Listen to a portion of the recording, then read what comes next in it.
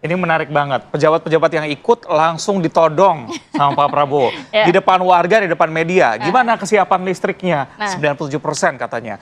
Gimana target pembangunan jembatan? 1-2 minggu paling lama. Begitu ya. Tolong kredit-kredit kepada petani juga selesaikan begitu Kurnya ya. harus diselesaikan ya. Iya, langsung loh. Jadi memang ini yang ditunggu masyarakat sebenarnya, Za. Karena belakangan juga masyarakat banyak yang berkomentar di media sosial. Akhirnya Presiden langsung untuk kedua kalinya datang lagi ke Aceh untuk meninjau langsung. Tidak hanya meninjau, tapi ternyata ada langkah lanjutan, langkah prioritas yang dilakukan oleh pemerintah. Ya, kita akan membahas mengenai hal ini dengan narasumber yang ada di studio.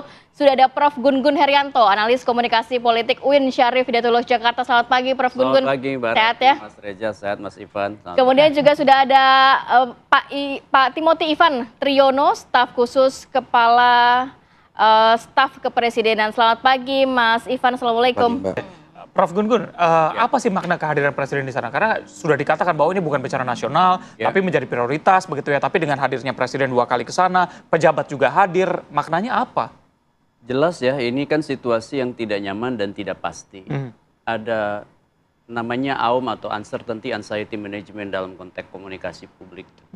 Jadi harus ada manajemen membuat orang nyaman dan orang pasti. Dan bencana ini bencana yang luar biasa, butuh kehadiran, dukungan pemerintah, terutama pemerintahan pusat dan pemerintahan daerah.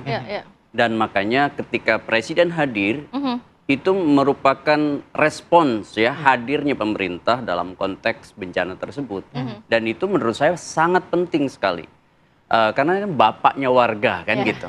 Sehingga ketika hadir ke situ, menurut saya memang bagaimana kenyamanan kepastian itu bisa perlahan tapi pasti tumbuh di tengah masyarakat, terutama yang terdampak. Tetapi tentu tidak berhenti di situ. Ada namanya otoritas yang dimiliki oleh pemerintah. Dan otoritas itu harus difungsikan secara optimal. Contohnya melalui kebijakan-kebijakan untuk menangani bencana. Contoh misalnya hak-hak administratif warga yang terdampak. Seperti? Ya seperti misalnya banyak kan kartu-kartu kependudukan, ijazah, kemudian banyak juga tanggungan keluarga yang kemudian membutuhkan support ya dalam situasi yang tidak biasa, yaitu situasi bencana seperti kredit ya kan. Nah ini kan tentu bagian penting hadirnya negara dalam konteks ini pemerintah. Belum lagi misalnya harapan untuk kemudian membenahi hidup pasca bencana. Nah itu yang paling susah ya. Dan itu tidak bisa orang per orang bantuannya, melainkan harus hadirnya policy gitu. Oke, dengan ketika mendarat langsung memeluk Gubernur Mualem begitu ya, ini tanda bahwa pemerintah pusat juga hadir di sini begitu? Ya memang udah tanggung jawab. Jadi bukan hanya bencana itu meskipun di Sumatera Barat, Sumatera Utara, Aceh, tapi pemerintahan pusat wajib mendukung gitu. Dan penyelesaian ini kan bukan penyelesaian yang parsial, harus penyelesaian yang komprehensif. Komprehensif, betul. Oleh karena itu maka kehadiran Presiden tadi malam menurut saya dalam ratas itu menunjukkan salah satu komitmen goodwill dan political will. Iya kan? Jangan kemudian seperti sebelum-sebelumnya ada panggung depan yang dipelihara oleh beberapa pejabat ya. Maksud saya lebih pada gimmick ya. Contoh misalnya kan tidak usah menteri itu menyerahkan bantuan dalam konteks misalnya visual yang simplikatif. Iya, itu yang itu tadi kan sebenarnya memang sudah menjadi tanggung jawab dari pemerintah begitu ya. Yang namanya menteri ataupun pemerintah dalam konteksnya baik pemerintahan pusat maupun daerah itu yang ditunjukkan adalah komitmen kebijakan, bukan bantuan-bantuan gimmick gitu. Bantuan dengan spanduk misalnya foto-foto gitu ya, itu nggak perlu ya? Menurut saya tidak perlu kan? Kenapa? Karena kehadiran kebijakan itu melampaui ya yang disebut dengan kebutuhan-kebutuhan parsial. Ini butuh satu penyelesaian yang hulu ke hilir, tidak bisa hanya memanggul beras gitu. Baik, kita lanjutkan kembali perbincangan. Saya mau ke Mas Gun Gun. Tadi pertanyaan yang menggantung begitu ya, dari proses percepatan dari pemerintah sendiri, percepatan untuk pemulihan. Ini bagaimana pesan Presiden dan kondisi real di lapangan? Ya memang selalu ada gap ya antara apa yang dinyatakan dengan realitas, dan jembatannya menurut saya adalah memang butuh konsistensi untuk mengimplementasikan apa yang dikehendaki oleh Presiden dengan jajaran birokrasi sampai di masyarakat. Ya. Saya malah bencana ini menguak satu kebutuhan mendasar kita soal butuhnya namanya protokol komunikasi bencana. Yang sama pentingnya dengan kebijakan yang diambil oleh pemerintah. Karena kebijakan tanpa komunikasi kebijakan itu biasanya terjadi Saat ini tidak ada paradoks. begitu ya. Ya, coba aja lihat waktu misalnya awal-awal bencana ini muncul, semua orang bicara. Ya. Sehingga apa? Ada paradok komunikasi itu dan muncul yang disebut dan bubble issue kan. Ya. Karena tidak adanya orkestrasi komunikasi Bahkan publik. pernyataan-pernyataan juga sempat blunder begitu ya Mas ya. Betul, Untuk padahal publik ya.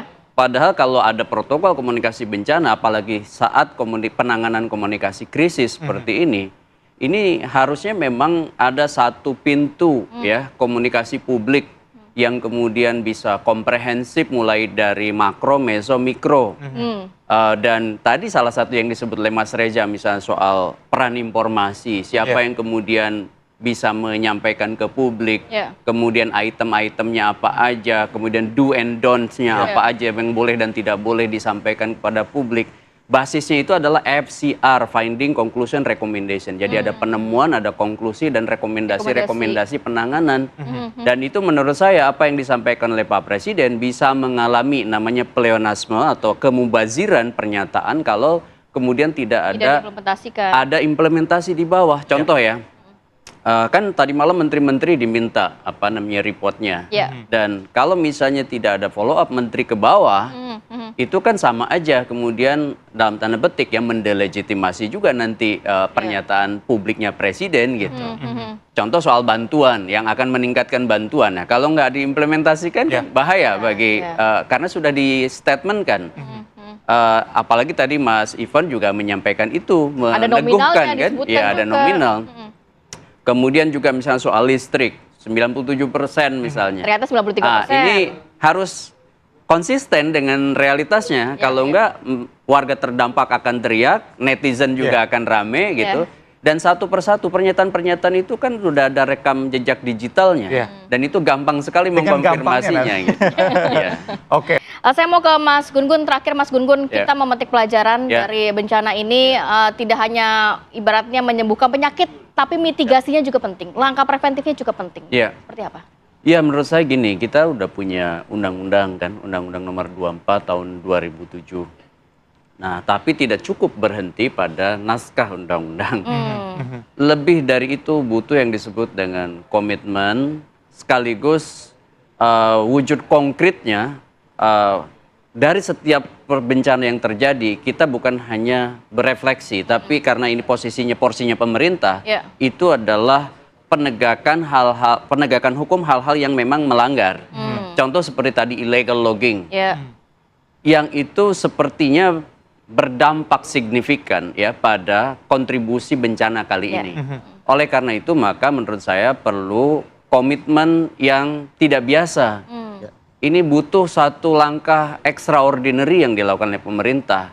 Jadi ketika misalnya pemerintah tidak menetapkan sebagai bencana nasional tadi dengan argumentasinya, sekarang perlu menurut saya bahan penting bagi pemerintah. Oke, ini kenapa terjadi? Item-item yang melanggar hukum itu jelas harus ditunjukkan pada publik bahwa memang ada penegakan hukum setelah peristiwa atau saat peristiwa ini terjadi dan setelahnya.